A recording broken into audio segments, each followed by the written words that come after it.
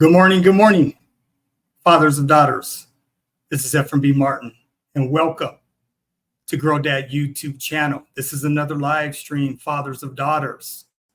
Yes, it is. Yes, it is. All fathers are welcome, regardless of your ethnic group, background, and/or culture. Mi amigos, bienvenidos aquí hoy. Gracias. I appreciate all fathers. Thank you for being here. Thank you for being present, fathers. All right, fathers, we have another powerful live stream today. Fathers, what we're going to be discussing is protecting our daughters from misogyny. Let me repeat that, fathers of daughters. Protecting our daughters from misogyny. Okay, fathers, why am I talking about misogyny? For those of us that are girl dads, for those of us that are fathers of daughters, this is going to happen. Misogyny is going to come for our daughters because we have a bunch of little boys and a bunch of men in this world whose fathers are not a part of their lives. They don't have uncles. They don't have first cousins who have raised them and helped them understand their responsibility on how to treat our daughters and how to treat women. So we're going to talk about misogyny, fathers. We're dealing with a situation today. I'm the father. I'm a grown dad of 4 adult daughters, 36, 30, 26, and 24. Now, when I'm thinking about misogyny, fathers, I'm thinking about today's teenage girls who are Gen Z and Gen Alpha little girls, okay? So, fathers, we have to be aware of exactly what is going on in the world, what is happening to our daughters, and how we have to have these discussions with them to protect them from misogyny of men, of little boys. These tough discussions will need to take place with our daughters because I got to tell you, the research that I do on the internet, when I'm coming across all these social media platforms, YouTube, Instagram, TikTok, it's amazing to me the amount of misogyny that little boys and men come for our daughters. So as fathers of daughters, we have to be fully aware and we have to be equipped on how we're going to deal with this. I would encourage all fathers of daughters, grow dads, start doing your research regarding misogyny of our daughters. If you have a teenage girl, 14, 15, actually 12, 13, 14, 15, 16, 17, 18, 12 through 18, it is time for you fathers to start doing your research, to see exactly what is going on in this world and how little boys and men are coming for our daughters disrespectfully, not respecting women, talking bad about modern women. Fathers, you need to be aware of what's on social media platforms. The red pill communities, right? These are men that call themselves man's activists. They're men that disrespect women. They're men who totally are going against women. And there's a gender gap. There's a gender divide. I'm seeing this in all of the research, and particularly having adult daughters. These are discussions I've had with my daughters over the last few years.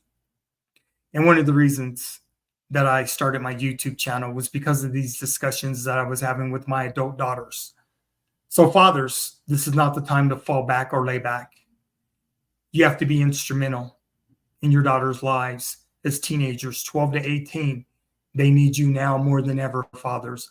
They need you to be able to explain things to them. They need you to be able to have their backs unconditionally. They need your validation. They need you, fathers, in their life to be at the forefront for protection and safety.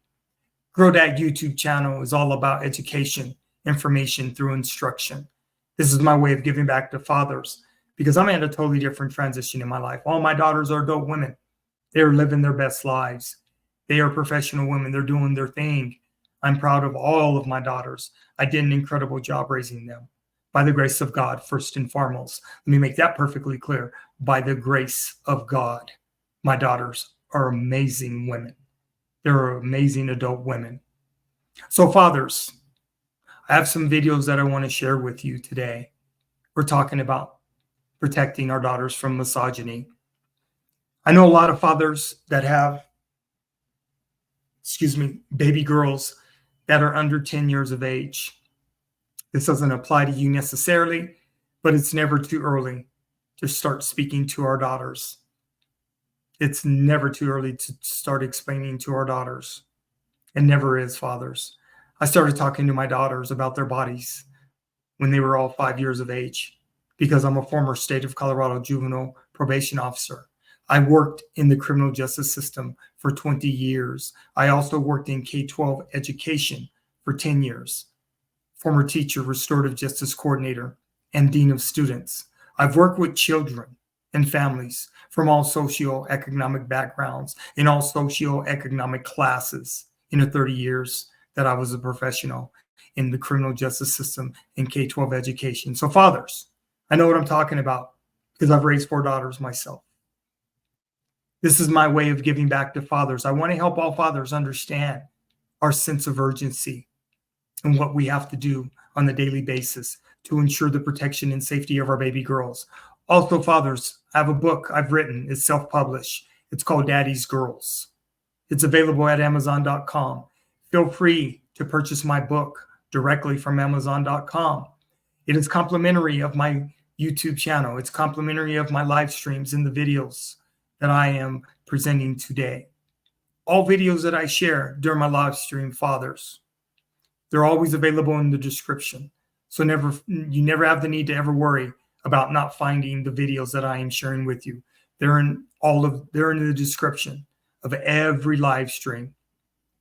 So fathers, I need your attention today. I need you to process these videos. I need you to see exactly how some of these fathers are dealing with the misogyny and the protection of our daughters. Social media platforms are only going to get worse. And I got to tell you, I researched over 300 videos on Black male content creators in the manosphere, the red pill communities. I actually have a playlist on my YouTube channel that is dedicated to addressing the manosphere and the red pill communities. Feel free. There's videos that are in there that explain what the manosphere is, what it's all about, and how the manosphere and red pill communities are coming for our baby girls. So fathers, I'm one of them fathers. It's better to be equipped, and have the information to be able to make informed decisions in the best interest of our daughters. Protection and safety should be our priority for our baby girls, making sure they're not disrespected or taken advantage of by a lot of the scum little boys and scum men that are in this world that don't give a shit about our daughters. Okay, fathers, these first 3 videos I'm going to share with you are back to back to back. Then I'm going to come back and comment on them, okay? So fathers, I need your attention. I need you to understand, and I need you to process what is taking place, protecting our daughters from misogyny today. All right, fathers, let's get into it.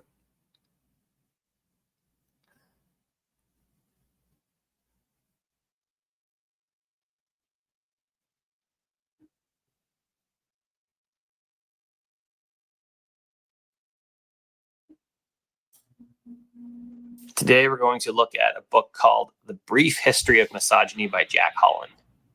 I think we're going to call it brief only because if it was going to be like the full history of misogyny, I don't have enough space for all the volumes it would take in this office, and nor do you. No one has enough space for all the stupid things men have done to enforce men, I don't know, being in charge of women.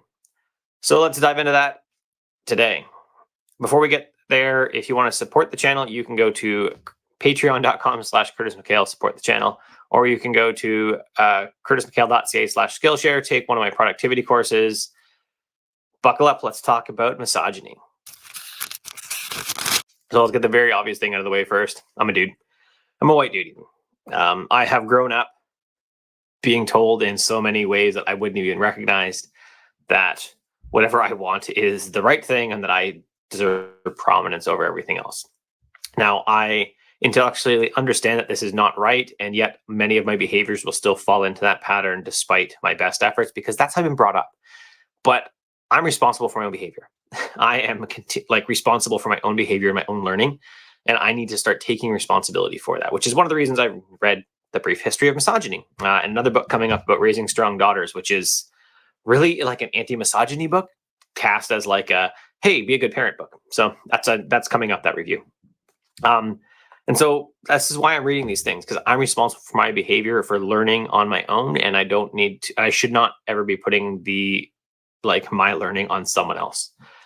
And that goes for you too. Any dudes that are watching this, it's up to you to learn how to, in many ways, just not be an asshole, so that you can treat women how they should be treated, instead of how we are brought up to treat women, which is less than us, worthy of our sexual attention only.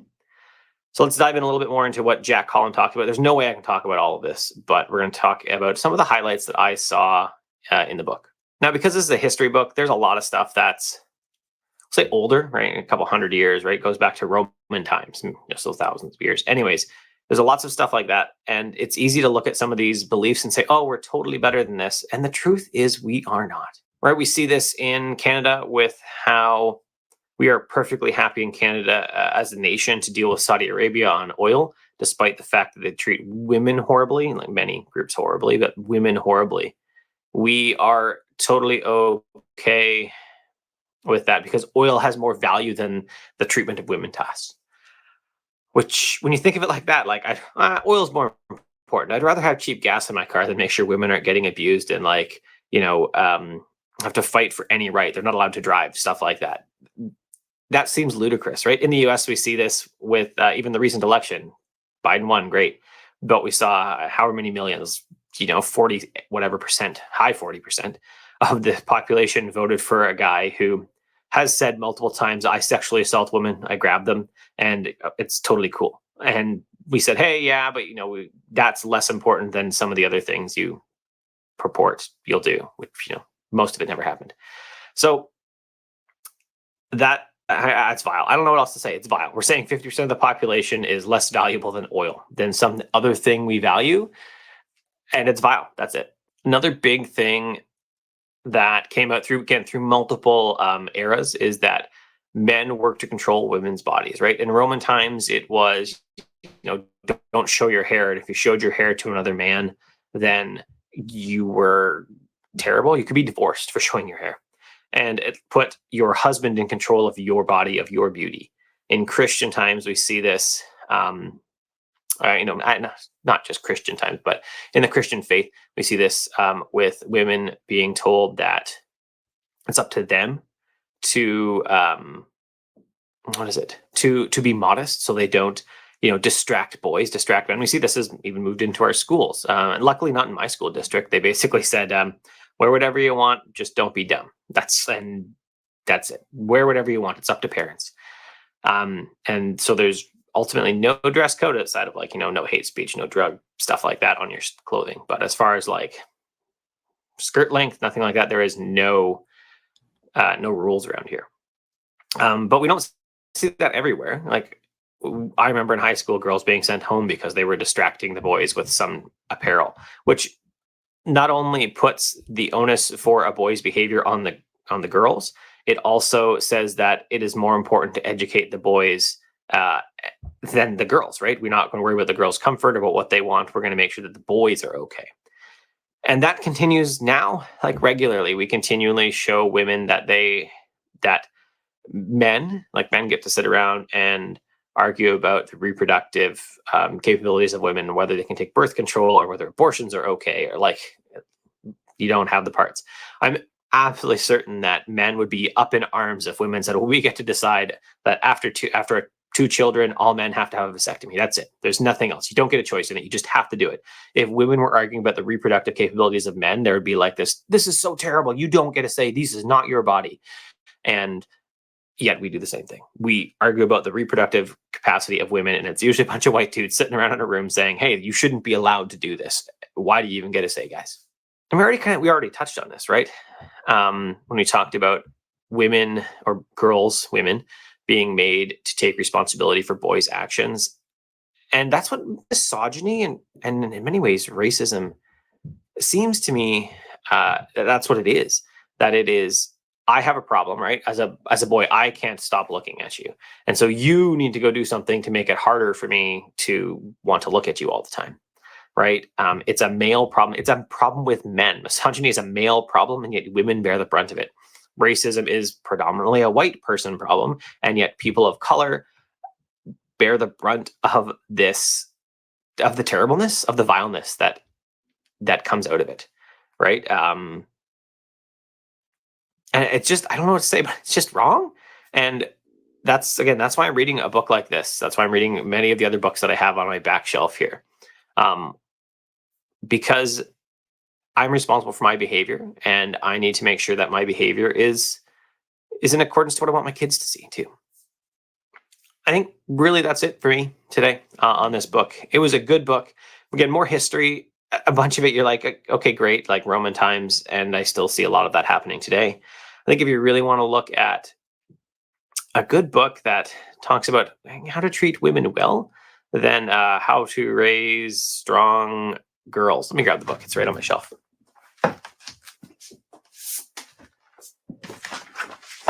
There you go. Raising Empowered Daughters by Mike Adamick. I think that's actually maybe a better book for like, this is more history. This one is more how to. And I'll actually be reviewing Raising Empowered Daughters in the coming weeks. I'm not sure when, but in a few weeks, you'll actually see that one coming up. So today, if you like the video, thumbs up below. YouTube lets people know that the videos are cool then. If you loved it, you can subscribe and hit the bell. And maybe YouTube will let you know that something happened because of the bell, but it's a YouTube algorithm, so who knows? Go to your subscriptions, find my videos. And then if you want to support the channel, you can go to patreon.com/Curtis McHale, support the channel, or you can go to curtismchale.ca/Skillshare. You can take one of my productivity courses. That's it. Have a good day. If you're a dude, stop being an asshole.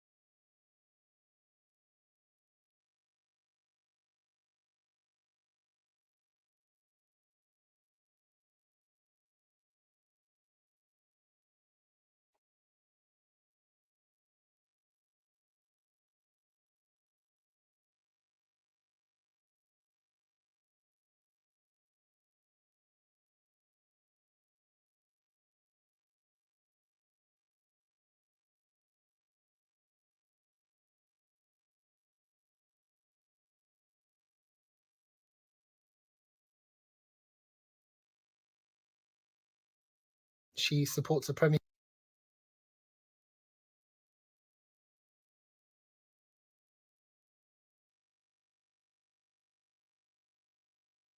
She supports a Premiership team. She plays at school. She plays for a team, and she likes to look at what the teams of the players have been doing, how they've been playing, looking at results, and a bit of that involves going onto message boards, reading about sort of people's opinions, reading about what's been happening, and unfortunately, some of what she sees is misogynistic, which is obviously quite hurtful. Obviously, it's quite distasteful, and it has no place in society, as far as I believe. When my daughter did see this, she thankfully came and spoke to me. She showed me what she'd seen, and we were able to talk about it. Obviously, dispelled those messages as being obviously completely false. We sat and we watched some YouTube videos of the Lionesses playing, obviously showing how well they'd done at tournaments. I've taken her to football matches where she's been able to sort of meet some of the players and discuss sort of their backgrounds and where they've come from. I know her school does or has done talks about this kind of topic and about sort of in a broader sense online messaging and online security, etc. but it was really more of a chat at home about showing women are just as good at sport, just as good in politics, just as good in every job across the world, and that they're not being this kind of sexist hierarchy that she may have seen or unfortunately may have witnessed in places. But I think she had a good understanding anyway. I don't think she took it to heart. I think she knows that, you know, she's a strong, she's a powerful woman. She can do whatever she wants to do, be whoever she wants to be. I don't think it was a sort of a huge deal for her, but it was definitely something that I was thankful that we kind of discussed, and we were able to kind of put that to bed and raise her profile or the feelings that she had of, you know, anything that she might have thought she wasn't worthy or she didn't have a place in. We were able to talk about that and put that to bed. For any other parents, I think that's probably the route to go down, that positive reinforcement, positive talk, showing examples of the wonderful things across the gamut, the spectrum of sport, music, science, politics, the workplace, you know, just how wonderful and how strong women are, and really just showing how great your children could be and all the wonderful things that they can do and become.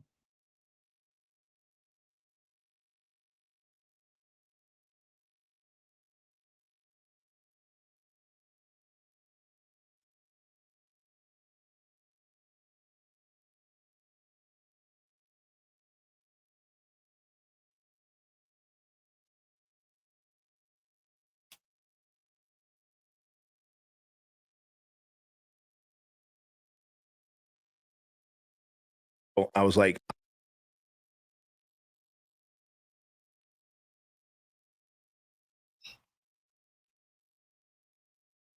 listen, when Chloe was born 15 years ago, I was like, I want her to be a confident, athletic, decisive, sure woman. For that to happen, I have to be a role model of what a man looks like. Andrew, my son, has to be a role model of what a man looks like. So since Andrew was always, he's 2 years older than her, as soon as Chloe started to toddle and we would walk towards the car, I would tell Andrew, hey, Andrew, open your sister's door. So I would open Diana's door for Diana to get into the car. Andrew would open Chloe's door for her to climb into the car. And as Chloe got older, I think she was probably 6, maybe 7 years old, we started going on daddy-daughter dates. And we would do that a couple times a month. And I would say, hey, Chloe, where do you want to go? 90% of the time it was bowling, Chick-fil-A, Yogurtland. That's it. And I remember her asking one time while we're in the car, she goes, when you and mom go on a date, what do you guys do in the car? I go, we hold hands. And she reached across and held my hand. And in that moment, I was like, hey, Chloe, just so you know, when you're older and you have a friend who's a boy, if he doesn't open the door for you like me and brother do, if he wants to do anything more than just hold your hand in the car and he makes you feel uncomfortable, you tell him to stop the car and you get out and you call dad and brother and we're going to come get you. Okay. And so I instilled that in her early on. Like, again, this is your expectation of what a man is. Like, and today, like she's 15, she likes athletic guys. She likes guys who are confident. She likes guys who are decisive. She literally stopped. She's only had 2 boyfriends. Her first little boyfriend, who didn't work out so well for him, she stopped at the door of his mom's car when his mom came to pick them up. And he came out, rung the doorbell. They walked out to his mom's car together. And he went in the other side, like the driver's side, in the back seat. And then Chloe's just standing there. And so he's like, hey, are you okay? She's like, yeah, can you come open my door?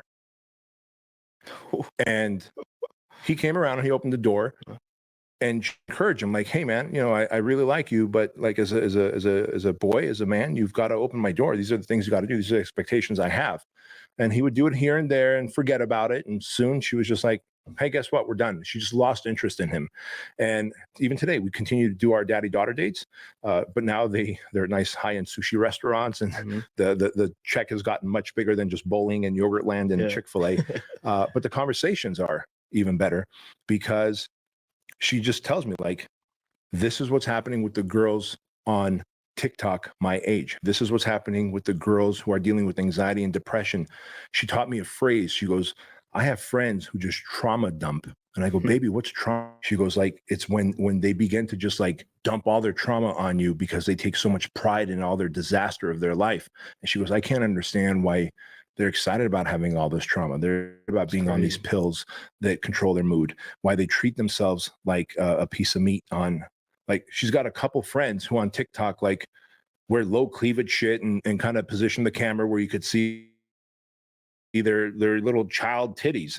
And like, Chloe just won't do that. Right. Like, she just won't do that. And it's because the expectations that I've set for her from day one. And so what this man watching, listening, feeling, and if he can role model the type of man that he wants her to be with, and he could also talk to her about it and take her on dates and show her that she's valued, put her in sports. Chloe's always been in sports. Until this day, she plays volleyball and for club and for high school. Then all of a sudden, you've got this like confident woman who is not afraid to say no, who is not willing to compromise on her integrity and character, who is not going to, go out with a group of guys and, hey, I have guy friends. No fucking girl should have guy friends. Any girl that has guy friends, like, all those guy friends are like a dick in a jar. I think it was Chris Rock that said, like, in case of emergency, break glass. You know what I mean? Like if a girl has a whole bunch of guy friends, is because she likes the validation and approval, the sexual validation and approval they're giving her. Right. My daughter has girlfriends because she gets her own validation and approval by being in shape, having her core values, being a badass on the volleyball court.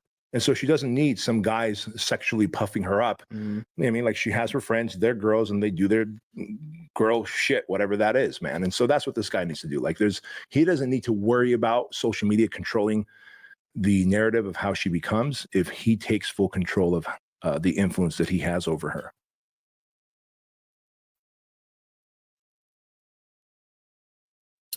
Okay, fathers. 3 excellent videos. What are your thoughts on those videos, fathers of daughters, girl dads? Protecting our daughters from misogyny. We're going to have these discussions, fathers of daughters, with our baby girls. We are. Because as you can see, I do a lot of research on YouTube when I'm getting ready for my live streams. I live stream every week, once a week. And got to tell you, there's so much foolishness and so much nonsense on social media platforms. And I'm not happy about none of it. And this is why, through education, I'm trying to help fathers equip themselves so they could be aware of what's out there, what's coming for their baby girls. My daughters are adult women, and they're dealing with the foolishness and nonsense of so many weak men. We have a lot of weak men out here, fathers. We just do. They're weak as hell. They didn't have their fathers in their lives. They're weak men. And they treat women like they can own them and their objects. You really need to, fathers, I'm going to encourage you, spend some time doing research on the manosphere and the red pill communities. You are going to be shocked what you're coming across. You're going to be shocked what you're seeing coming out of these men's mouths. They honestly believe, a lot of these men in the manosphere, in the red pill communities, are talking about women need to get on my page. The majority of these men don't have a pot to piss in. They do not have a pot to piss in. But they're trying to tell our daughters what they're going to do, how they're going to do it, when they're going to do it. And if they don't, they try to manipulate our daughters into making them believe and think they're less than women. They go after their self-esteem. So if your daughter's self-esteem isn't where it needs to be, she can become a victim. She can fall prey to these weak-ass men. And I'm telling you, fathers, the 300 videos that I researched on black male content creators in the manosphere, in the red pill communities, horrible. Absolutely horrible. Like I said, I have an entire playlist on the manosphere and red pill communities. Check those videos out, fathers. Check those videos out. Because it is absolutely shameful and it is unacceptable. As long as I have breath in me, my daughters know I'm not having none of this. I'm a Gen Xer, and we don't get down like that. I don't know what has happened with so many of millennial and Gen Z men. It left me speechless. It really is. It's crazy to me how a lot of these men think and what they say about women. Okay, fathers. So I'm just saying, you need to start doing your research on the manosphere and red pill communities so you can know exactly where they're with these little boys and these men, where they're coming from. Because I'm telling you straight up, I personally, I cannot be around men all the time. I got to be around women. I have to have balance. It's just crazy. To me, these men in the manosphere, they just want to be around men to try to dominate women. That's not natural order for men. Men have balance because of women in our lives. They bring balance. Women bring balance. So to always want to be around men to talk this male shit, it's crazy to me. It really is crazy to me. Like I said, I have an entire playlist on the manosphere and red pill communities. So feel free to check it out, fathers. Okay, fathers, this next video, we're going to be discussing trafficking of our baby girls. Sex trafficking. We're going to take a look at it. And I've already discussed this in several other videos, like I said, but you can never stop talking about sex trafficking and what happens to our baby girls if they ever get caught up in it. So let me get it ready.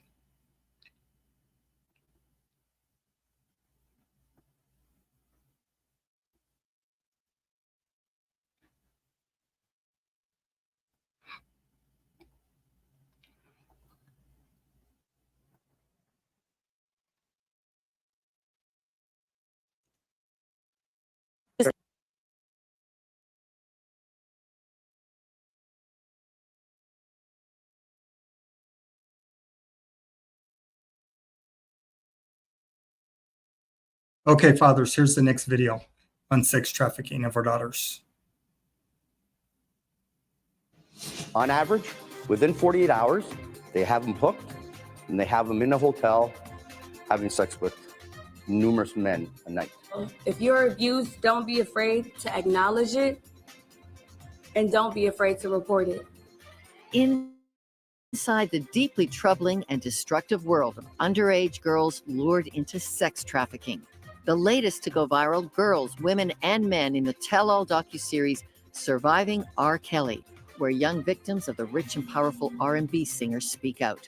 To our own neighborhoods, where confirmed sex trafficking is the subject of a just-released Canadian government report sounding the alarm for safety.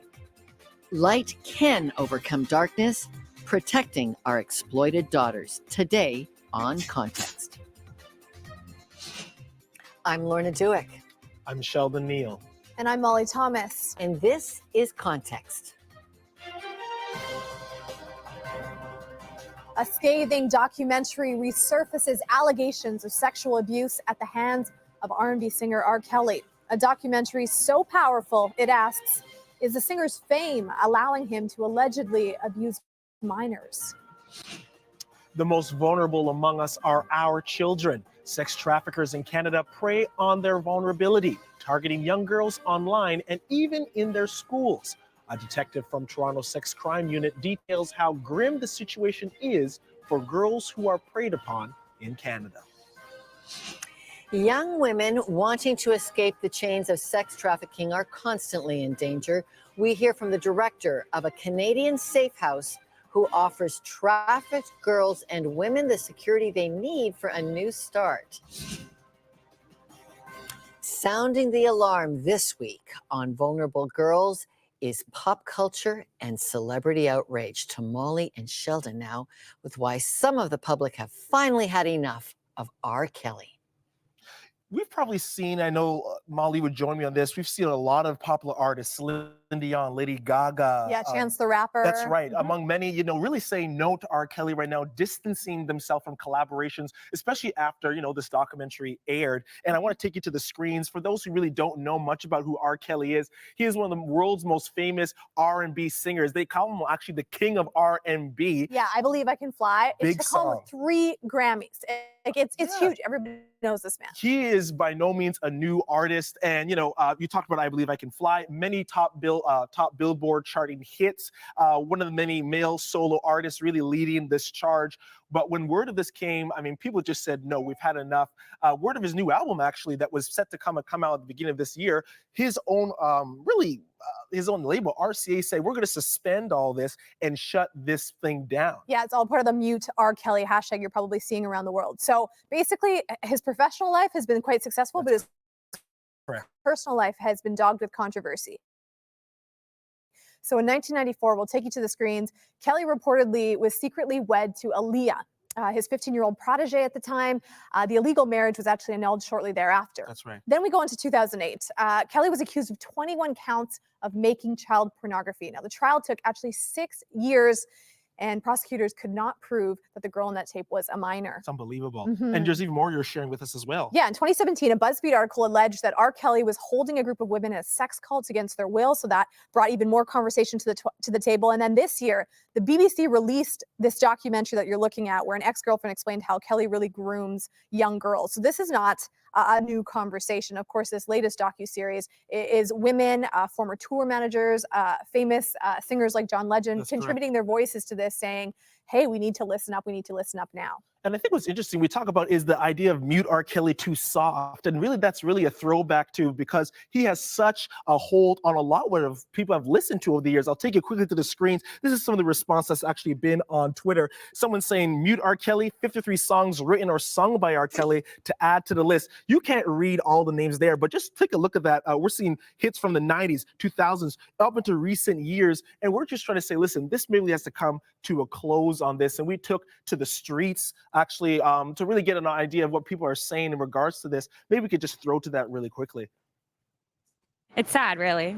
Well, I think it's disgusting, to be honest. And I think like Gaga, because she collaborated with him on a song and she removed it from social media and from YouTube and stuff. So I think for her to kind of make that powerful sort of statement and to do that and to take action in that way is like pretty cool. No shock here. R. Kelly is like a known sexual offender. And Kelly, for the record, has never been convicted and still denies any wrongdoing. That's right. It is alleged, though, that he was sexually abused himself as a child. Of course, that have been accused in the past. Michael Jackson. Yeah, some really big stars.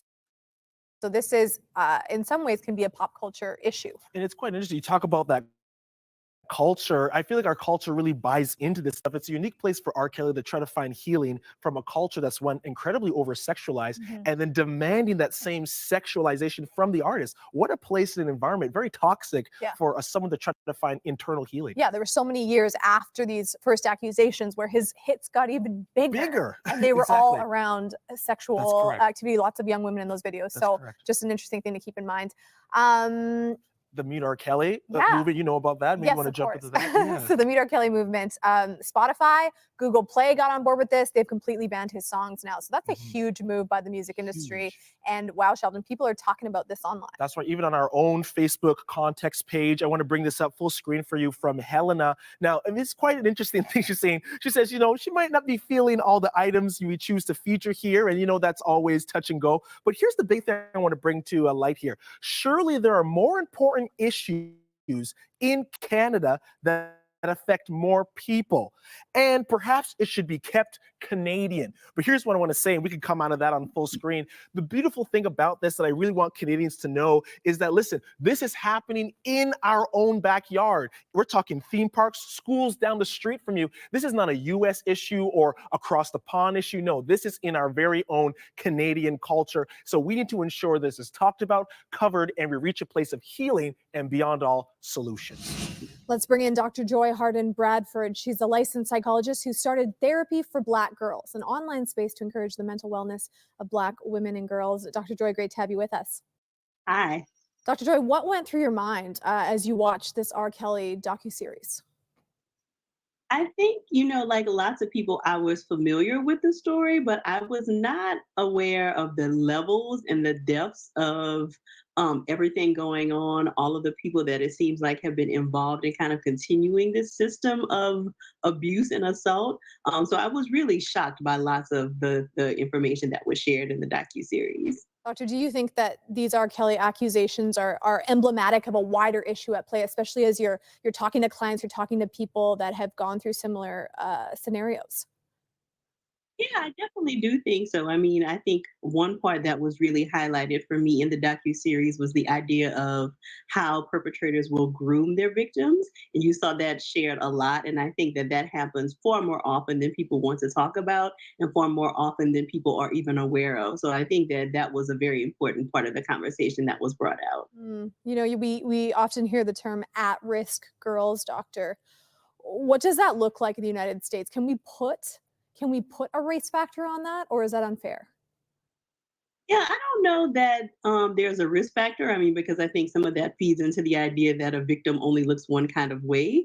But I do think that there are some factors that came into play here. So Black and brown girls were targeted. And, you saw that a lot in the docuseries that talked about that's a part of the reason why this has been able to continue to go on is because historically, Black and brown girls have not been believed or they have thought to have contributed in some way to them being assaulted. So you hear this term fast girls, so that they were wearing shorts that were too short or they were leading him on or in some way. Or that they and somehow put themselves in a situation to be targeted. And so, of course, I think even in the docuseries, you heard from the juror who talked about, I just didn't like the girls. I didn't believe them, the way they dressed. So all of that, I think, really kind of pointed to some of the factors that have allowed this to continue to be an issue in ways that I don't think we would see if these were not Black and brown girls. So then, doctor, how do we hear these girls? How do we value these girls differently moving forward, hopefully learning from this situation? Yeah, I think what's really important is to make sure that we are believing young women when they're coming forward with their stories about these kinds of things happening.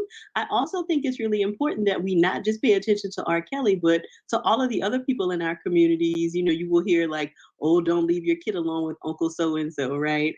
And so I think it's important for us to not just focus on him, but also to look at the people in our communities who may be also perpetrating violence. Let me ask you about pop culture. It's a difficult thing when there's so much bombarding us with media, especially young people. We're around social media all the time. What do you say? I mean, to people that are trying to find, I guess, their identity and value in the midst of all of that, and there's predators literally lurking for vulnerable victims. Yeah, I do think it's really important to be mindful of how you are interacting in your relationship with social media. I think it's an incredible tool. I have met friends and colleagues across the world through social media, and I think lots of other people have made very good connections. But I do think, like you mentioned, it's also a hotbed for people who are wanting to prey on people who may not necessarily be paying attention. So I think it's just always a good idea to kind of keep your wits about yourselves and make sure that you have a good idea of who you're talking with, especially if we're talking about minors, that parents and guardians need to make sure that they have an idea of what's going on with their kids in terms of how they're using their technology. Yeah, it's going to take a village really to protect young girls. Dr. Joy, great to have you with us today. Thank you. Thank you so much. Thank you, Molly. Powerful stuff. Well, here in Canada, a special House of Commons Standing Committee has been traveling the country hearing stories of human trafficking survivors. Since 2002, Canada has enacted several provisions to combat and prevent human trafficking. In Toronto, there is a designated sex crimes human trafficking unit that works 24/7 to try and protect young girls from predators. And Sheldon Neal now with that reality in our own backyard. How prevalent is human trafficking in Toronto? We've had over 1,000 occurrences in just 4 years, from 2014 to 2018. So the problem here is very prevalent, and it goes right across Canada. Give us a sense from how long it takes for the victim to really become involved in the sex trade business with the trafficker. People think that grooming process takes months on end. On average, 48 hours, they're in the sex trade. That's how limited the time is. Within 48 hours, they have them hooked, and they have them in a hotel having sex with numerous men a night. These girls, they range from the age 14 to 19, 20. The recruiting age for them are usually between 14 and 17. We've had victims as young as 12, 13 here. They come from every demographic. This doesn't discriminate, right? They come from marginalized communities. They come from parents who are very wealthy, middle class. So it doesn't discriminate that way. But what they do have, almost every single one of them, is a vulnerability. They're looking for something. They're looking for some love. They're looking for some attention. And that's where they get hooked, right? Because, you know, kids these days, and I have a 16-year-old, they like that attention, especially social media. They tell everybody their whole story. So there'll be one day where a girl might say, you know, I don't feel very good about myself today, or I feel ugly today. And these guys, they troll the internet, right? And they look at what's being said, and they say, well, you know what? You look beautiful. You look fine. I wish you were my girl. And that's the hook. The hook is somebody's paying attention to me. Now they've got that hook, and they start exchanging information. They go and see each other, have a coffee, and then the pimp will start buying gifts for the girl. Start paying more attention. And then they say, well, if you want to be with me, you got to do this for me. And usually it starts out with, you know, have sex with one guy, then have sex with 2 or 3 guys. And then all of a sudden, now they're forced to have sex with 15 to 20 guys. What kind of prevention efforts or systems are in place to handle this?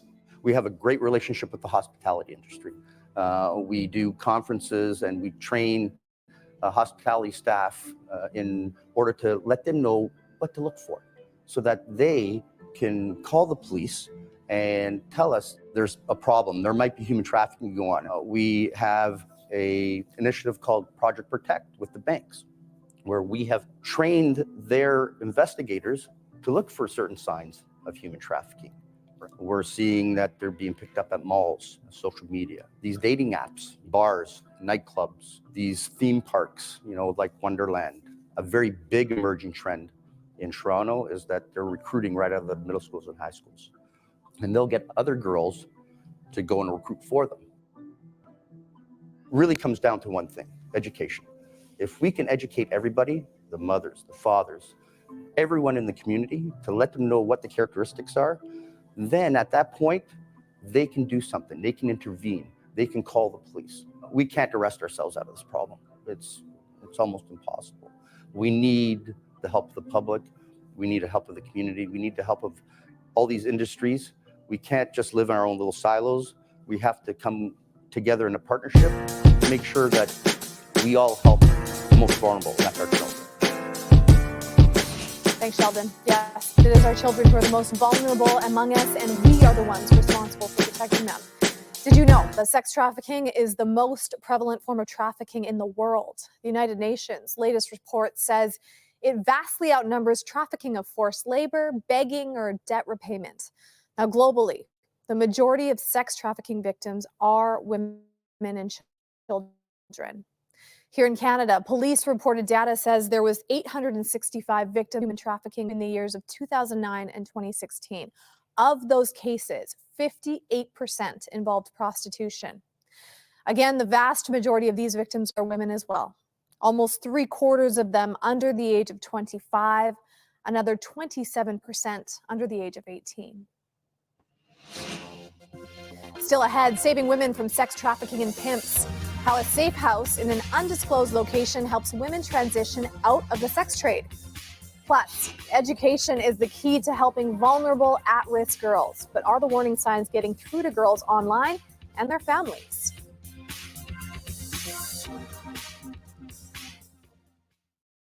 Castle is the first video streaming service that's been created to serve you, with high-quality, faith-based media for all ages and a live 24/7 prayer chat. Castle features Christian TV shows, documentaries, teaching series, and kids content. Start your free 30-day trial of Castle and discover this quality Christian resource made for your entertainment and your spiritual growth. Sign up now at intothecastle.com.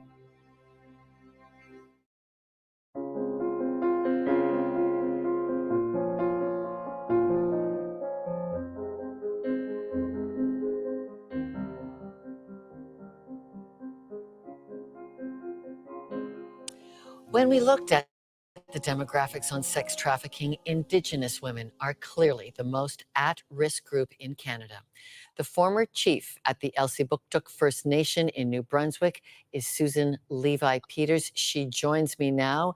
Susan, you're sounding the alarm on this. Tell us what you see happening with human trafficking at Elsipogtog First Nations. Well, we have a lot of, not a lot, but some women, young girls that are selling their bodies for either drugs or to maintain themselves. In fact, recently we just had a young girl that spoke out again, because her sister committed suicide. And she was blaming the men that were selling her or threatening her. So that's when I also spoke out, because I seen her story on Facebook, and I'm a survivor of rape myself, living in the community. So when she spoke out, I knew it was time for me to speak out also. But trafficking is, people are moved to a different place. They're completely lose all freedom. Why are Native women on your reserve and across Canada being targeted? I believe a lot of it has to do with poverty and lack of housing, because and it's corruption in my community.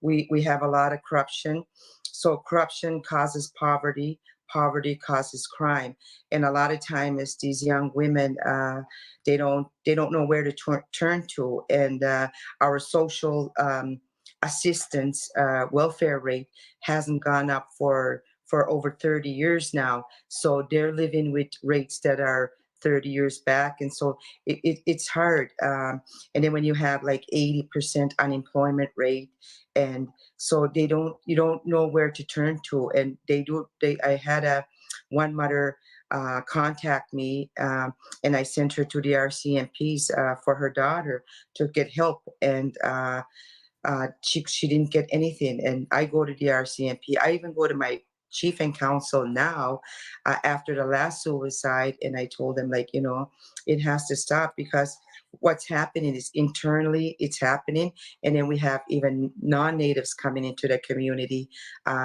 So it's, Susan, just to clarify, is this happening on both levels? This is happening First Peoples to First Peoples, and now non-natives coming in? Yes, unfortunately, yes. And poverty relief is making many girls too desperate. They're not recognizing the danger of what they're saying yes to in a traffic proposition. Yes, yeah.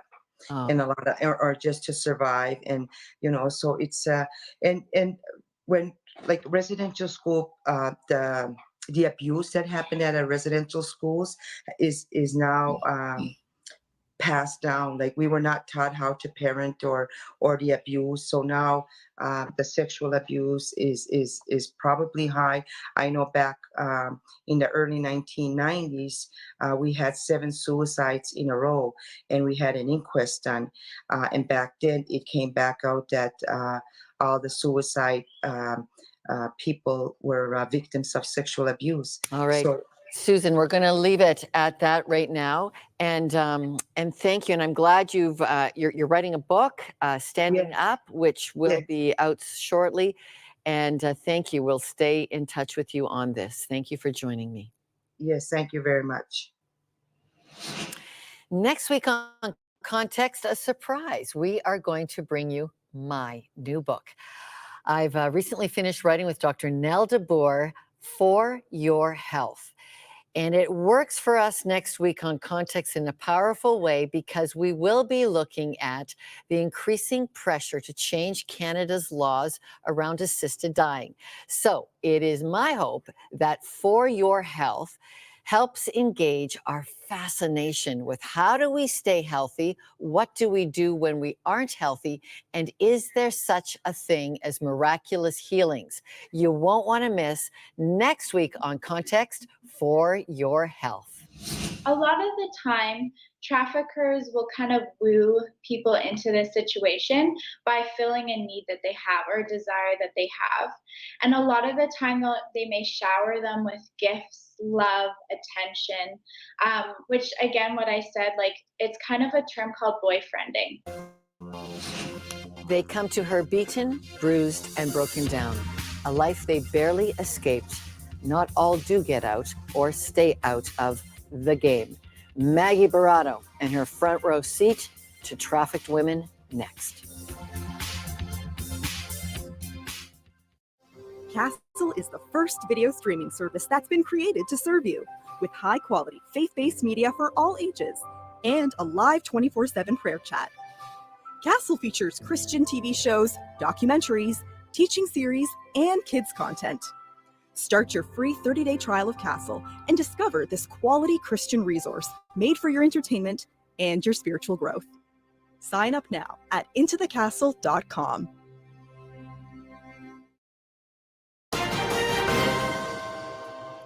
Where can women go to escape the holds of their sex traffickers? Maggie Barato is on the front line of that question. She runs a safe house in an undisclosed location in rural Ontario. She joins me now. Maggie, 18 admissions this last season alone. What condition do girls and women arrive in? The women who arrive at our safe house are in crisis. And when I say crisis, they're not just having a bad day, they're fighting for their life. If I think back on different admissions, some of the ladies had to be assisted to even walk into our facility. Some of them have come with untreated medical conditions. Some have come with pelvic trauma, untreated STDs. They come with no ID. Some of them come with no clothes, just a clothes on their back. So, yeah. We have been shocked today, and you actually are able to see the start of recovery. So tell us what makes it possible to recover. Yeah, there's so many components to it because we try to look at the women and approach each woman individually. We have up to 5 women at a time, and that way we can really individualize the care. And so we're looking at the emotional trauma they're dealing with. We look at the drug addiction or the physical problems. So we have a medical clinic right at our house. We have a medical doctor that works with us right at the Transformation House. We have psychotherapists that we work with, and we have equine therapy on the property. We have horses. Tell me about that, because the healing touch of animals, something goes on. Tell me about that. A lot of the women are drawn to the animals, especially the horses, and we have rescued horses. So some of them have been abused and mistreated, and a lot of the women can identify with the horses. And so interesting, I had a conversation now with one of the residents, and they feel so much compassion for the horses. And their question is, how could anybody hurt such a beautiful creature? And so a lot of these women, their healing journey is to take that same compassion that they feel for the horses and apply it to themselves. How could anybody hurt such a beautiful person? You feel deeply inspired by God to do this. Why? Why is this a Christian undertaking for you? I feel like the Beauty for Ashes Transformation House has been founded on the compassion of Jesus Christ. It is compassion. It's the love of God. It's the most powerful force. It's what motivates all of our team.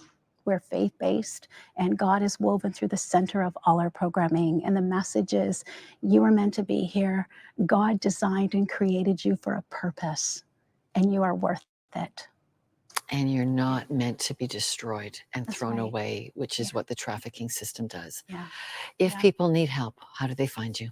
They can find us online on our website, our Facebook site, or they can call one of our headquarters at our healing center in Arthur.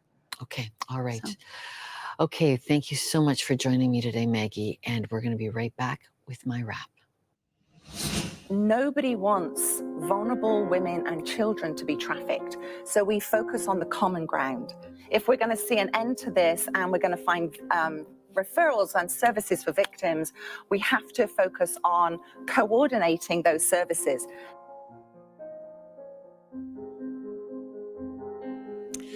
Our own listening ears and eyes are part of ending human trafficking in Canada. Two big vulnerabilities that open girls up to trafficking are this: they feel unheard and unnoticed. Unheard. I actually don't have enough to live on. Unnoticed. I feel so ugly.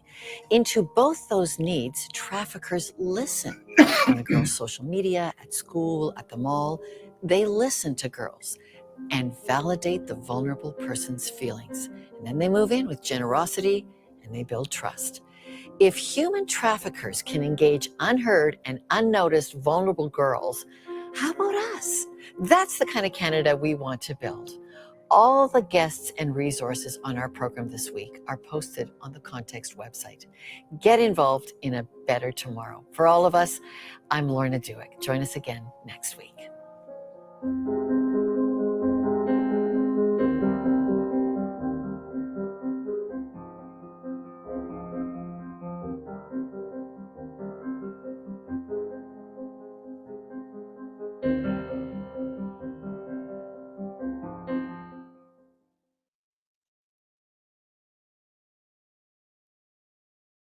Okay, fathers, excellent video.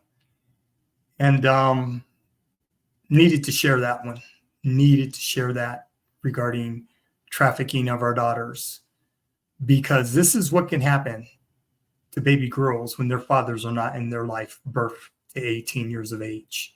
All of my research I do, and when I come across specifically with trafficking and prostitution of young girls, it's because their fathers were in their lives or have not been a part of their lives.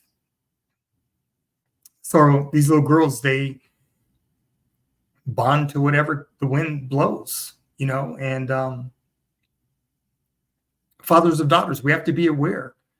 If our daughters end up prostituting, if our daughters end up being trafficked, if our daughters end up on the pole dancing in gentlemen's clubs, you know, naked, it's on the fathers. It's not on the mothers. The one thing we don't get to do is we don't get to blame the mothers. This is what will happen and can happen if fathers are not a part of their daughters' lives birth to 18 years of age. It's that simple.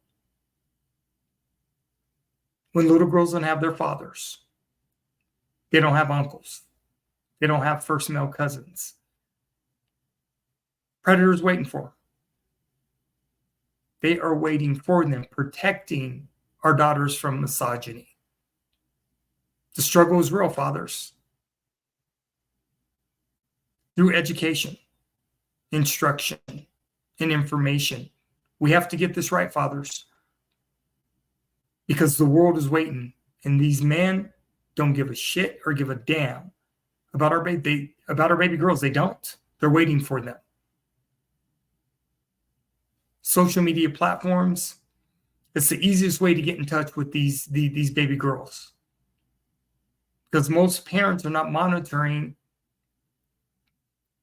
their baby girls' use of social media apps and who they're in contact with and what group chats they're having, and parents just aren't. So their daughters end up in a situation and they're freaking out and wondering why. Well, you're not paying attention, fathers. You're not paying attention, girl dads. You have to be involved. You have to know what's going on with our baby girls. It's that simple. Okay, fathers of daughters, girl dads, I have one more video. It's going to be talking about the manosphere, red pill communities, the loneliness industry of men, and why so many of these men, because they're lonely, end up in the manosphere, end up in red pill communities. So this next video is an excellent video. It's about 30 minutes long, and then we're going to end this live stream. So I appreciate you, fathers. Let me get it set up.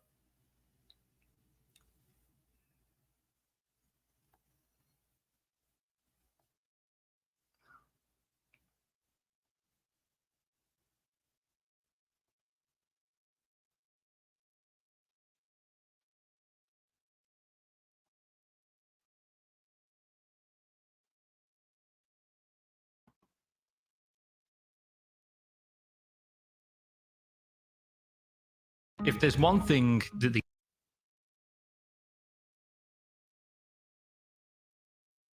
Okay, fathers, last video. The business of the lonely man industry. It's in the description as well, fathers. If there's one thing that the internet has taught me, it's that you can monetize just about anything. Ice cream so good, yes, popcorn. Ice cream so good.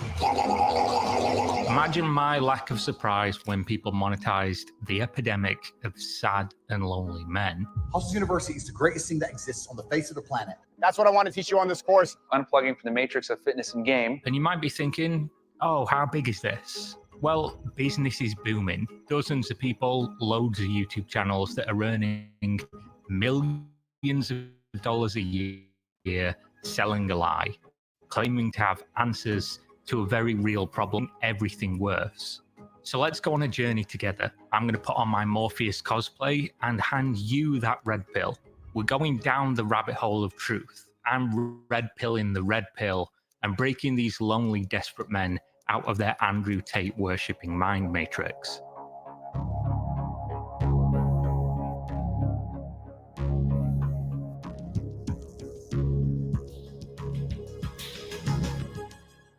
One thing that is impossible to ignore when discussing the rise of internet ideologies and movements is that of misinformation and bias within the media. Clickbait-driven headlines and manipulative algorithms often make it difficult to know where to get reliable information. That's why I've been using Ground News, an app and website that combines news from around the world in one place and provides context that mainstream media does not, like political affiliation, source ownership, and factuality ratings. They are a small team working to hold the media accountable, and they are sponsoring this video. For instance, let's search Andrew Tate. On the website, we can see there are almost 500 stories published on him in the last 3 months. Ground News shows the top articles and even blind spot stories that are underreported by the media. Look at this story. Apple removing Tate's app. Only 33% of coverage on this story is coming from the right, making a blind spot for anyone who doesn't get their information from these sources. It's interesting to see some sources headline the claims, calling the app misogynistic and a pyramid scheme, while others say Apple was slammed for keeping the app. Ground News makes it super easy to understand where even your own bias might be. It is an important resource to avoid living in a bubble of algorithm-driven coverage. Go to ground.news/Kira and sign up through my link. Get 30% off unlimited access to data-driven information through my link before October 15th. What is the red pill? How did we get here? Why does it exist? And who cares? All very important questions, but let's tackle them in order of importance. So what is the red pill? The red pill has been many things. Originally, it was an allegory for transgender, according to the creator of the term, Lily Wachowski, who popularized it in The Matrix. However, and very ironically, now the red pill is used by a group of predominantly men who co-opt it as an ideology around how to live life, specifically about the real truth of society and their place within it. This mostly pertains to masculinity, conspiracy theories, making money, and women. The red pill is also not the only word that this movement goes by. It can also, in many popular spaces, be substituted with the word manosphere. If you've not heard of these things, you might be surprised to learn just how huge this movement is. So the question of how we got here comes down to one man, sort of. Am I successful? Am I competent? You know, am I achieving things? Am I respected? If you start to look at these indicators of your life, you're going to end up being happier. Now, I do need to say that Andrew Tate himself has said he isn't red pill and that he finds the whole concept and most of the people involved to be cringe, but his unwillingness to co-opt the term is irrelevant to the reality, and that is his talking points are almost identical to the whole space, and his popularity is what has accelerated the movement. And I do mean accelerated, because even without Andrew Tate or any other manosphere figurehead, this was an inevitability in modern society. We were already headed down this path. Andrew Tate was never the cause, he was simply the most prevalent symptom. Why do I say this? Well, let's answer the question of why it exists in the first place. It'll probably only take you a few minutes to Google search if you've not already seen these very shocking statistics when it comes to the rise of loneliness in men, especially young men. This is the real epidemic that is going to claim more lives than any contagious disease, and it's eroding the very foundation of modern society. For the record, this problem does not just envelop men, but it is more prevalent statistically for a multitude of reasons. On the face of it, men have less friends than ever before, they spend less time socializing with the friends that they do have than ever before, they're virgins for far longer, have sex less frequently overall, and they are self-deleting at an alarmingly high rate, with numbers trending upwards greater than ever before. They're also less likely to seek mental health assistance, more likely to turn to drugs or substance abuse to cope with these factors which don't even play into the self-deleting stat, and are overall becoming increasingly disenfranchised with the world, or most importantly, their place within it. So to answer the question of why Andrew Tate, why the Red Pill, why the Manosphere, Sneeko, podcasts like Fresh and Fit, the Red Pill Godfather, Rollo Tomasi, and many others exist, it's very simple. It's because they need to exist. Supply and demand. These people didn't just appear for no reason. They arrived at the right time with the right message. And that is obviously not me giving them my rubber stamp of approval, as I believe each one of the people I just listed, as well as the majority of the manosphere space, is a counterintuitive detriment to young men's lives. For reasons that we'll mostly go over in the next section, this is just me saying that this movement didn't arrive overnight for no reason and brainwash hundreds of millions of men. The male loneliness epidemic was already here. It's a cancer eating society. The manosphere presented itself as chemotherapy, bringing with it total destruction of the body, but without the added benefit of potentially eradicating the cancer. Not to say there are no good pieces of advice from any of these people, or a well-rationed person couldn't learn a few real truths from these spaces, such as eating right, exercising, socializing, and trying to better your situation financially. But these few truths are things almost anybody could tell you without the added baggage of what is adjacent to the grift of these male self-help gurus. I'm of course talking about conspiracy theories and hatred.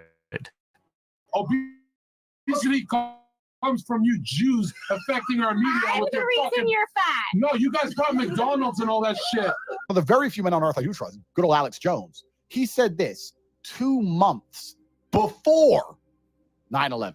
They don't want you to be masculine. The biggest threat to their agenda is an independent, free-thinking man. And to answer the last question of who cares, well, I know on social media nobody really cares about the fact that young men in particular are suffering, because it's cool to be inclusive and empathetic to everybody, except for those you deem to have power as a group, despite the fact that most average men have little to no power all over their own lives, let alone society. But you should care, because this is a reflection of that society. Not just that, but you probably have men in your lives as well that are struggling with things like this. Could be your brothers, fathers, sons, cousins, friends, or old acquaintances. I don't think it can be simultaneously true that we say everybody should get help, they all deserve compassion and understanding, but then demonize a clear growing trend that could bring economic and societal downturns just because it's cool to shit on men online. Which would probably sound better if it wasn't me, a man, saying this, but I am, because it is important.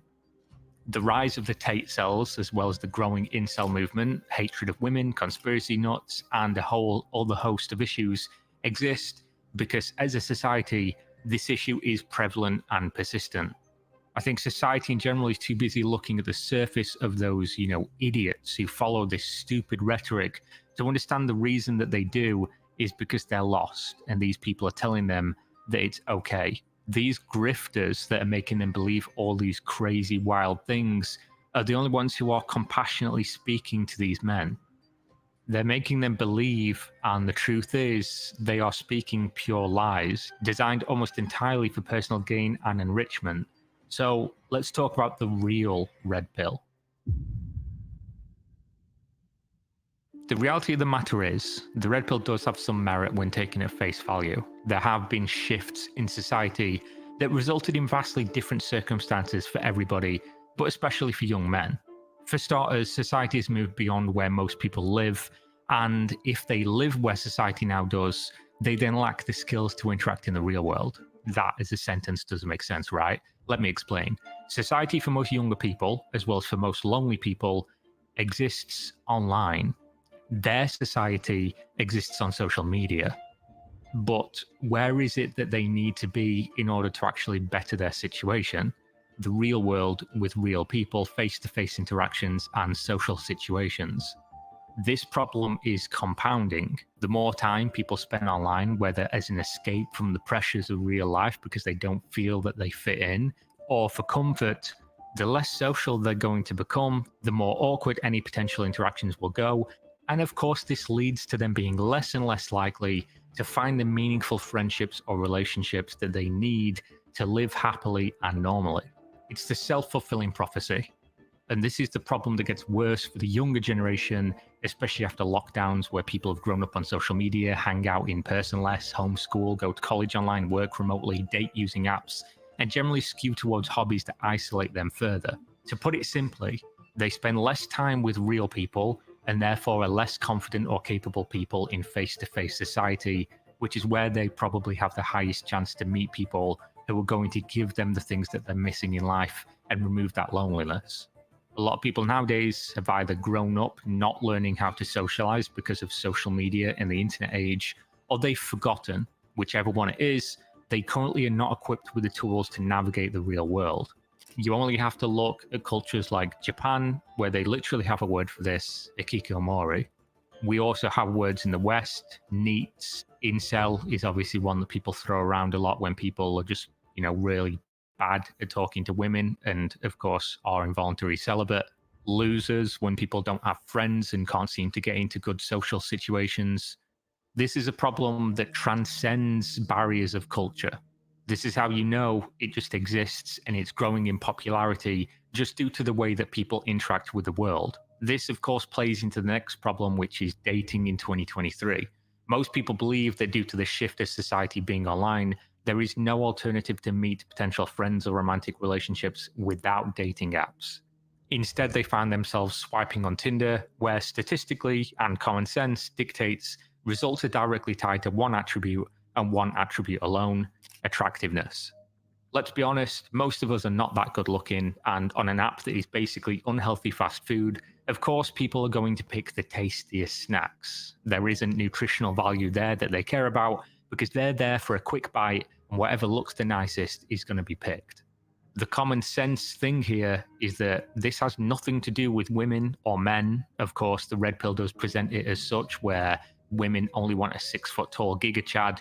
This just has everything to do with the fact of the matter. If you show someone 10 people without any real indication of other redeemable or disqualifying traits, asking them to pick from the list using exclusively only their physical appearance, of course the result will mean the most attractive people get the most results.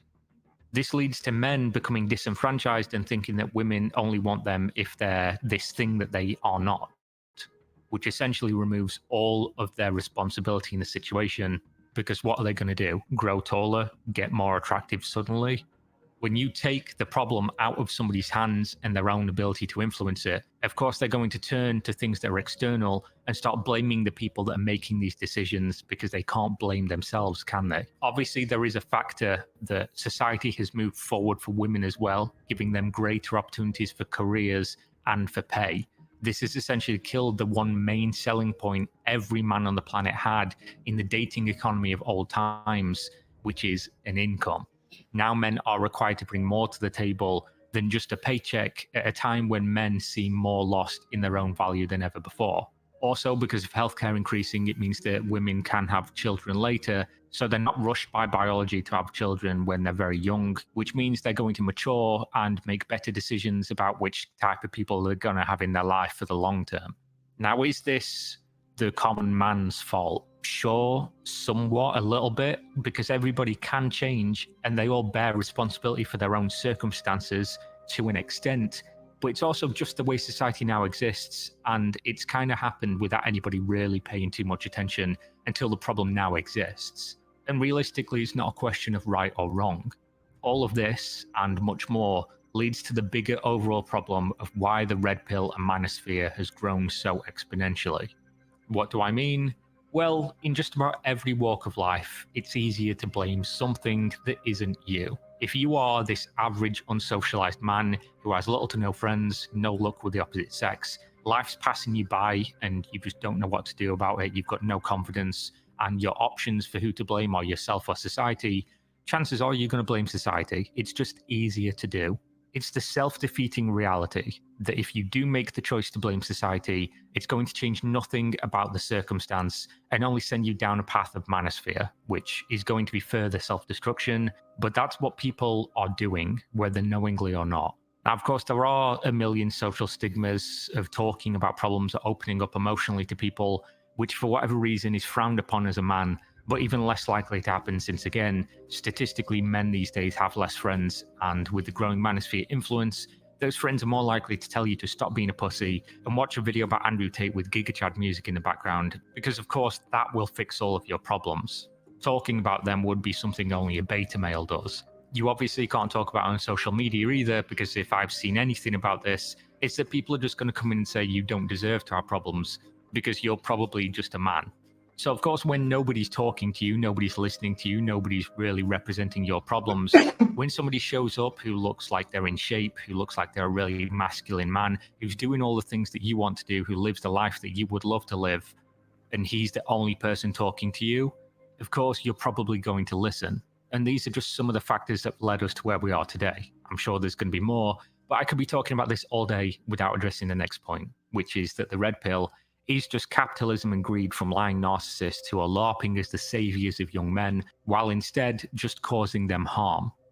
The advice they give is terrible for 97% of their audience, meaning that they're selling out the vast majority, and the 3% who wind up becoming wealthy following their advice will make the situation even worse for the other 97%. It's a toxic wasteland of a few useful pieces of life advice wrapped up in hate that will poison an impressionable man's brain into becoming a worse person, and therefore even less likely to ever find a woman who would want anything to do with them.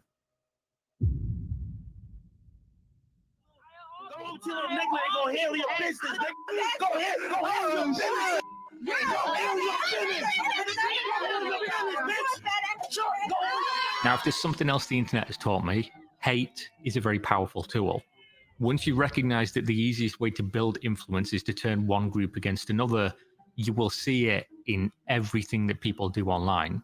Politics is probably the most prevalent one. It's us versus them. We are the righteous. They are the evil. Everything we do is okay. Everything they do is bad. If we do the same things, it's for good reasons, but they're doing it for bad ones. Every conflict is black and white. Why? Because it's easy and it feels good. The barrier for entry to this conflict is super low. It's way more accessible than any form of nuance would be, and it's easy to digest. It simply works. And that's exactly what the manosphere has done to convince these men who already were willing to believe things because they didn't want to blame themselves. They've told them it's team men versus team women.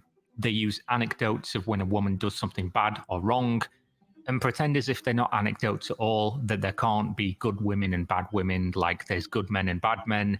It's just all evidence that women are built this way and they are the problem. So they're making everything simple by design. And I can't say for sure that all the people doing this are lying or grifting, but I can say that given enough time, each one of them gets caught living a contradictory life to what they tell their audience to live. Whether it's saying paying for sex is for losers and you shouldn't do that, and then being caught on sugar baby websites trying to find women to pay to hang out with. You approached me on a sugar daddy website and asked me to be your sugar baby, and then Never couldn't did. afford my allowance. Never did. He couldn't afford my $10,000 allowance a month and said, haha, that's funny. Why don't you just come on my podcast instead? Or saying sex workers like OnlyFans girls are the bane of society, and you're platforming them constantly, which results in their audience subbing to them and making them more successful. Or, of course, having those women on the podcast and having sex with them, yet calling them 304s, which is the red pill slang for hoes. Or maybe it's when they say that single mothers are used goods and they're worthless, but then get caught being married to a previous single mother who they lied about and said that her daughter was his niece because he was just too ashamed to admit that he loved a single mother and her daughter. I got a 13-year-old niece that stays here at least twice a week. And so as we now look at her application on the screen and go to the section describing her household, it states, do you have dependents? Yes. Does dependent live with you? Yes. Dependent's age, 10 years old. Or of course when they call out girls for being fake and having plastic surgery and using makeup, but then get hair plugs, liposuction, fake teeth, and use makeup on their own podcasts. Maybe it's saying that men should never settle for a girl who has had a lot of sexual partners, but sleeping with every attractive woman that they can. A lot of girls are hoes. A lot of girls don't deserve a relationship. A lot of girls don't deserve marriage. And I know this is kind of controversial, but this is what I tell guys. I tell them you need to be at least 35 years old, have had sex with 50 girls. Thus creating a world full of their alleged biggest problem and fucking up for all the guys they're supposed to be helping. The entire red pill space is basically rules for thee and not for me. Some of the funniest claims that you can disprove immediately, just if you've lived a real life at all, are that women are more than happy to let their boyfriend or husband cheat on them so long as that man is high value enough, meaning she will share her romantic partner out of fear that she couldn't get anybody so good, ignoring the fact that this person would then not be good to most women because they're not just out to use you as an ATM and live that life. This is not how adult relationships work with the vast majority of people. Essentially, the whole red pill seems to be a way to justify living the life of a teenage boy's dream, sleeping with a different Instagram model or OnlyFans girl every night, telling everyone who disagrees with the red pill that they are a beta male, blue-pilled soy boy. But this is a lie. The whole red pill is a lie. You only have to engage with the simplest concept to understand that. For example, these guys preach that the way to break free of all your problems is to become a high-value man, meaning that you're in shape and wealthy. The percentage of people who are in shape and wealthy is like 3% or lower. So by that definition, it cannot happen to 97% of their audience, meaning they're giving very specific advice to a very small number of people, but the vast majority of people are listening and it isn't solving any of their massive problems, it's actually making it worse. Maybe if you are a multimillionaire who's in good shape, you can treat women the way that they do. But the problem is that when the vast majority of their audience is hearing that advice and seeing how they live, and then they're treating women the same way, that's not helping them, that is hurting them.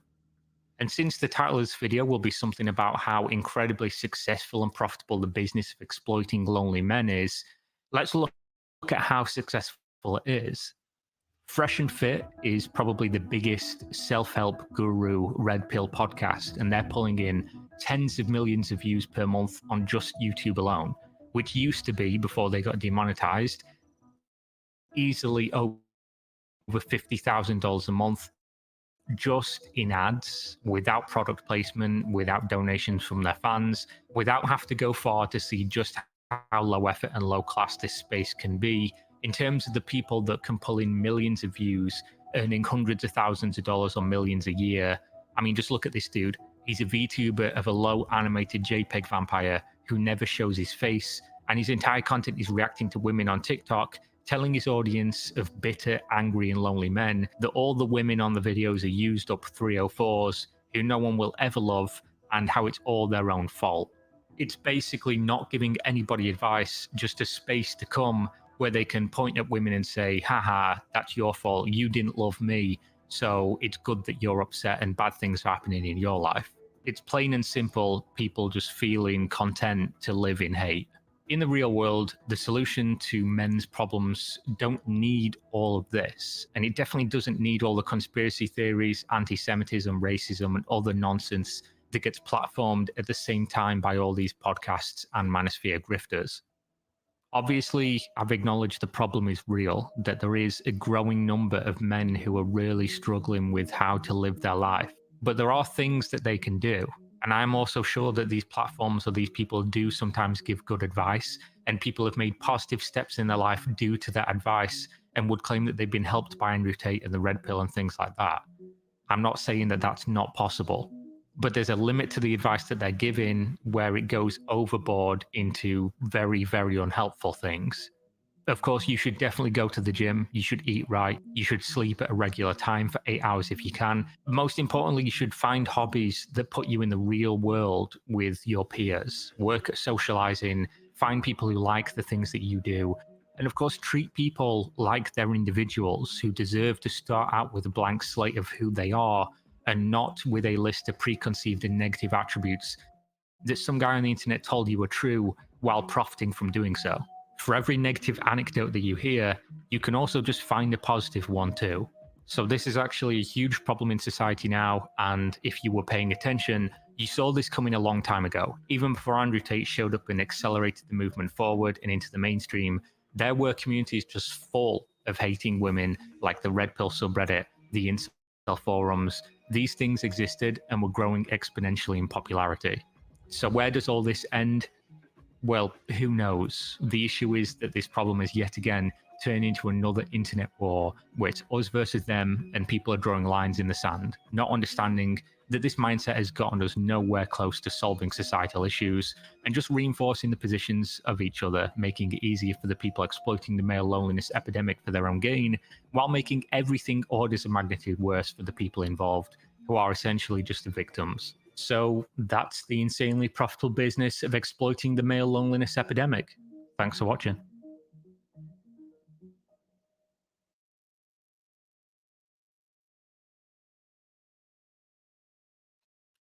Okay, fathers, protecting our daughters from misogyny. Like I said earlier, I personally researched over 300 videos from Black male content creators. Over 300 videos from Black male content creators because I'm a Black male. And I got to tell you, they're straight trash. And they're weak ass men. They're weak. The majority of the men that belong to the manosphere and red pill communities, they're weak ass men. They are. So fathers of daughters, grow dads, this is what you're up against. I needed to make this video, this live stream, to share with fathers of daughters, grow dads, so you can understand.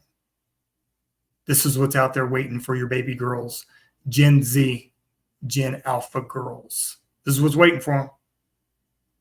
So if you are not a part of your daughter's life, birth to 18 years of age, you can only blame yourself if they end up in a situation or a crisis. It's on us, fathers, not their mothers. It's on us if we are not a part of their lives. All right, fathers, thank you for participating today. Thank you for being available today. Appreciate you all. I live stream once a week. This is, I believe, my 66th live stream since July of 2023. I'm consistent. I'm building my YouTube channel organically. I feel blessed. I really feel blessed, and I feel honored to be able to give back to fathers. So I'll continue to grind, fathers. This is what I do. All right, we'll have another live stream next week, fathers. Mis amigos, hasta la próxima semana. Paz. Adios. All right, fathers. Until next week, this is Ephraim B. Martin, Girl Dad YouTube channel. I'm out. Peace.